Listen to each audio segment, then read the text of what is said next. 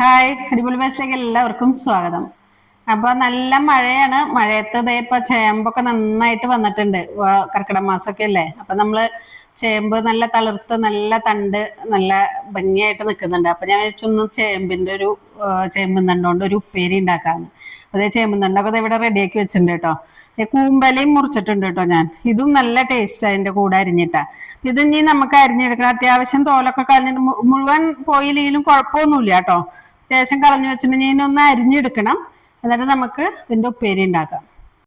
നമുക്കിത് ഇങ്ങനെ അരിഞ്ഞെടുക്കാം കേട്ടോ. അതിപ്പോ ഇത്തിരി വലിയ കഷ്ണമായാലും കുഴപ്പമൊന്നുമില്ല കേട്ടോ. എന്ന് വെച്ചാൽ ചേമ്പും തണ്ടിൽ നിറച്ച് വെള്ളാണേ. അല്ലാണ്ട് ചുങ്ങി എത്ര കൂടുതൽ എടുത്താലും വളരെ കുറവേ ഉണ്ടാവുള്ളൂ.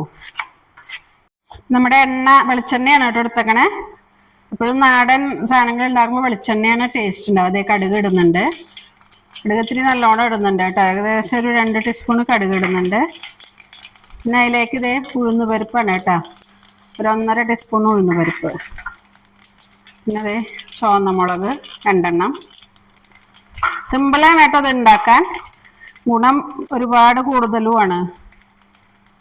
കടുകൊക്കെ പൊട്ടി വന്നിട്ടുണ്ട് കേട്ടോ. നമ്മളിതേ ചെറിയ ഉള്ളിയാണ് എടുത്തേക്കണം കേട്ടോ. നല്ലോണം ഉള്ളി ഇടണം. പിന്നെ ഒരു 3-4 പച്ചമുളക് കീറിയത്, നെടുക കീറിയത്. ഇതിനൊന്ന് നന്നായി മൂപ്പിച്ചെടുക്കാം നമുക്ക്.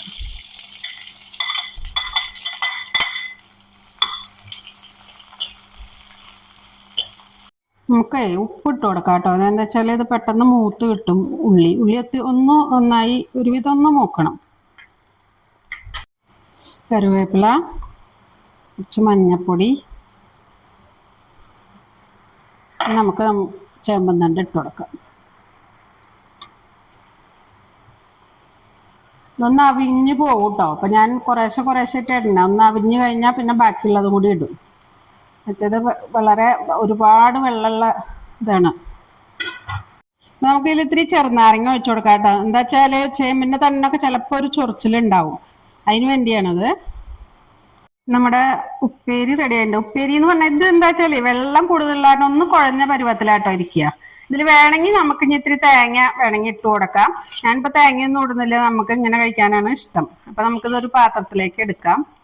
ഇത് ദഹനത്തിനൊക്കെ വളരെ നല്ലതാട്ടോ. ഇപ്പൊ നല്ലോണം ഉണ്ടാവണ കാരണം ഇത് ഉണ്ടാക്കി കഴിച്ചു കഴിഞ്ഞാൽ 1-2 ഇട്ടിട്ടൊക്കെ കഴിച്ചു കഴിഞ്ഞാൽ നല്ലതാണ്. വളരെ കുട്ടികൾക്കൊക്കെ കൊടുക്കണം നല്ലത്. അതിന്റെ ഇലയും കൂടി കൂട്ടത്തിൽ കൂട്ടിക്കഴിഞ്ഞാൽ വളരെ നല്ലതാണ്.